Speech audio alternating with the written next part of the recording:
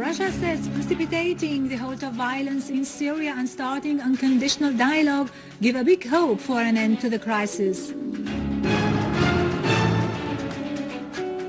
Our armed forces continue to pursue mercenary terrorists, killing dozens of them and confiscating their weapons in Homs and Deir Ezzor. The Prime Minister carries out a tour of a number of vital utilities in Homs, accompanied by a big ministerial delegation.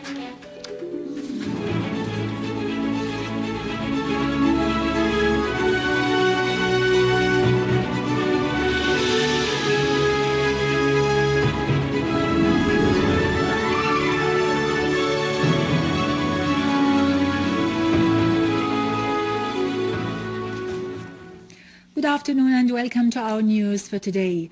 In its session yesterday, the UN Security Council voiced support for UN envoy to Syria al-Akhdar al-Brahimi's call to observe a ceasefire in the country during al-Adha feast. The Council called in its statement on all parties to work for a permanent halt of all forms of violence in Syria. Russian Foreign Minister Sergei Lavrov has affirmed that the sooner violence ends in Syria and unconditional dialogue starts, the bigger the hope becomes to come out of the present situation with the least losses possible.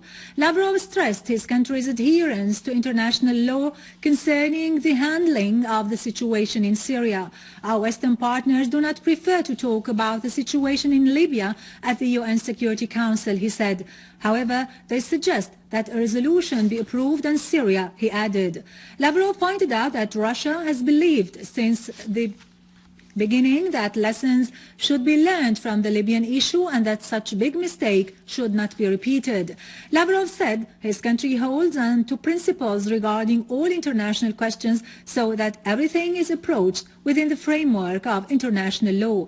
He added that Russia continues to maintain intensive contacts with all major countries as it had done before and even in a more active way concerning Syria, and has also its contacts with all the opposition sides.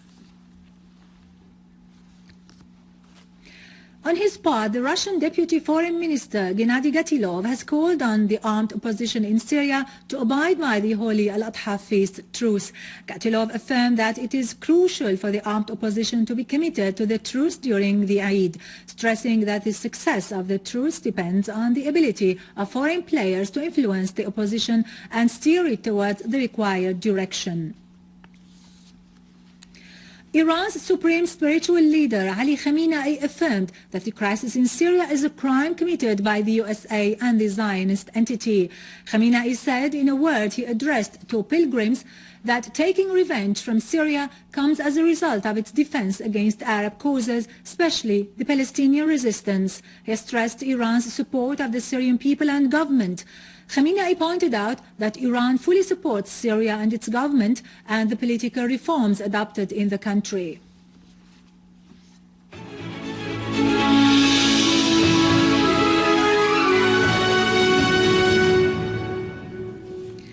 Terrorists have assassinated pastor of Marilias Church for the Greek Orthodox in Qatana, Father Fadi Haddad, a few days after he had been kidnapped from Jdeida Tartous by an armed terrorist group. A source at the Greek Orthodox Patriarchy in Damascus said the body of Father Haddad was found today. He was shot in the head near Drusha on Damascus Al-Qunaitira highway. The source added that the terrorists had kidnapped him last Thursday while he was seeking to release a person who had been earlier kidnapped by terrorists. In Homs, our armed forces have chased a terrorist group that used to spread panic among citizens, carry out acts of sabotage and cut off roads in Mahin village east of Homs. The terrorists fled away, leaving behind their weapons. In Homs suburbs, an army unit intercepted last night a terrorist group that tried to infiltrate from Lebanese lands into Syria near Halat in Tel Kalakh suburbs, inflicting heavy losses on the group. Some of its members fled away back into Lebanese territories. In Homs, the authorities seized 60,000 electric detonators in Hasaya yesterday evening. They were hidden in a truck which was coming from Al-Jarajir village in Damascus suburbs in the direction of Manbij in Aleppo Governorate.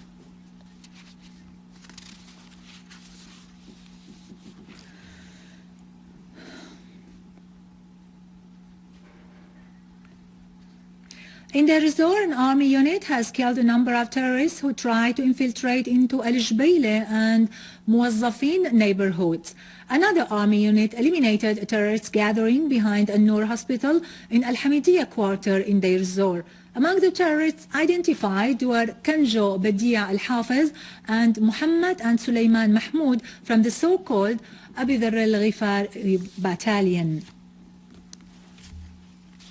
Abdullah Eid, who has escaped from the terrorist so-called At-Tawheed Brigade, is a young man from Aleppo. He says he had been forced to join the terrorist Al-Nusra Front in Salah ad-Din neighborhood.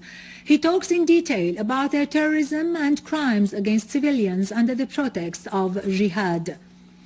Abdullah said he was compelled to join Al-Nusra Front that belongs to Al-Qaeda organization in return for $150 per month. He talked about the armed men's operations, which included ransacking houses under the so-called protection of civilians. He added that all the front's members had criminal records. He said Al-Nusra Front includes among its ranks non-Syrian terrorists. Those gunmen, he made it clear, were the ones who attacked with shells the Umayyad Mosque in order to blame the Syrian Arab army for this crime. Eid said he was able to run away from the terrorist groups 2 months after he had been forced to join them, and that he turned himself into the Syrian Arab army in Aleppo.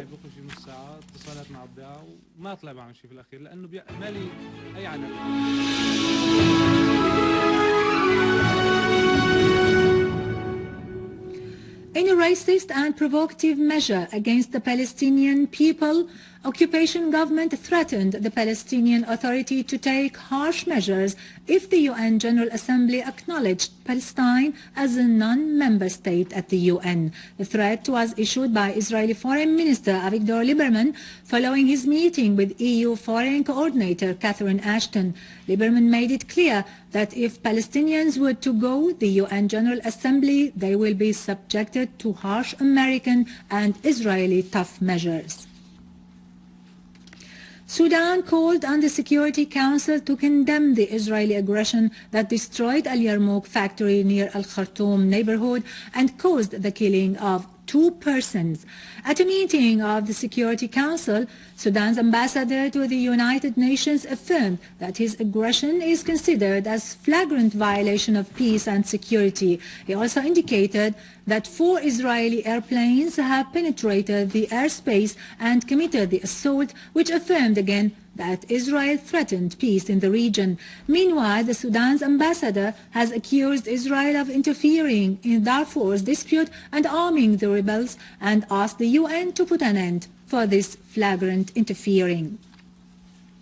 Iranian Foreign Ministry spokesman Ramin Mehman-Prest has criticized the French and Canadian foreign ministers' statements on the Iranian nuclear file as irresponsible. He wondered how the French foreign minister can talk about the danger of the Iranian nuclear file and ignore the international agencies' reports about the peaceful nature of this file. Commenting on the Canadian foreign minister's statements, the Iranian official said the former was trying to shut his own country's problems. He expressed regret over such unbalanced statements which contravene diplomatic norms. He added that the Canadian political and cultural elite reject the government's wrong policy which contravenes Canada's national interests.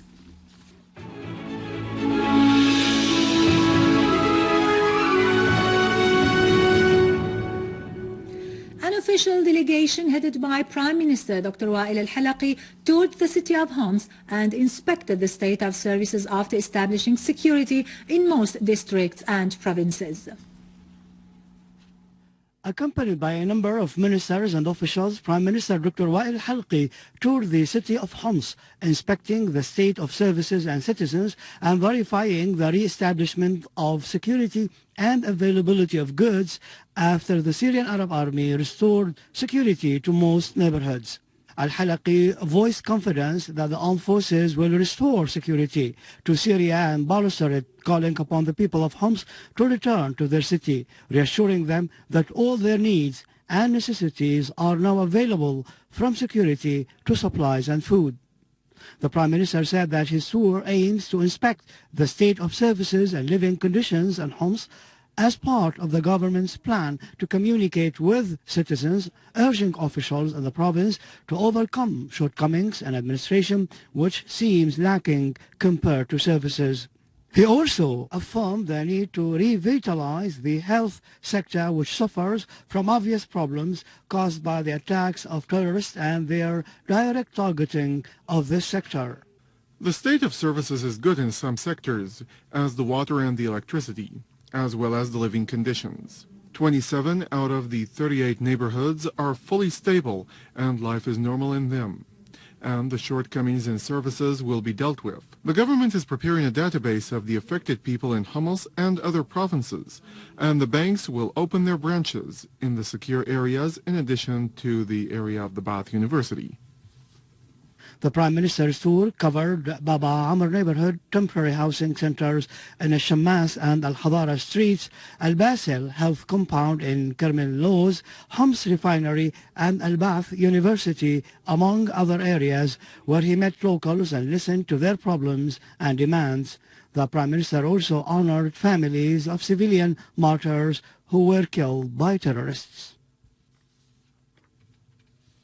Minister of Health Dr. Saad al-Naif affirmed that 103 public hospitals, in addition to 368 private hospitals and 70 medical centers, are fully prepared to receive patients all across the country during the Eid. He pointed out that medics, doctors and nurses are quite ready in different departments and emergency sections to perform their duties 24 hours a day. During his tour in Al-Mushtahid Hospital in Damascus, the minister added that all public hospitals were committed to deal with different emergency cases during the day.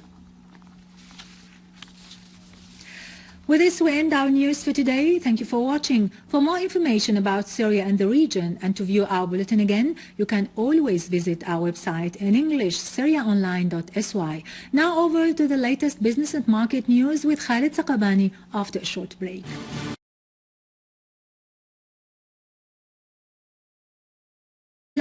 Give a big hope for an end to the crisis.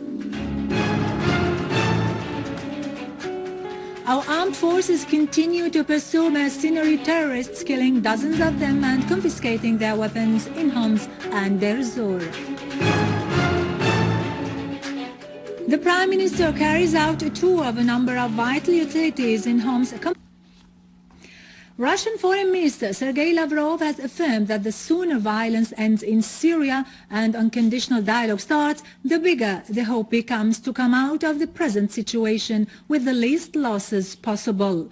Lavrov stressed his country's adherence to international law concerning the handling of the situation in Syria. Our West accompanied by a big ministerial delegation.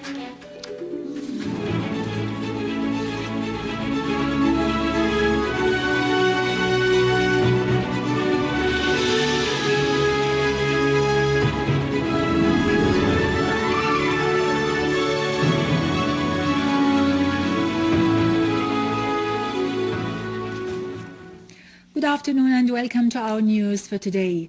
In its session yesterday, the UN Security Council voiced support for UN envoy to Syria al-Akhdar al-Ibrahimi's call to observe a ceasefire in the country during Al-Adha feast. The Council called in its statement on all parties to work for a permanent halt of all forms of violence in Syria.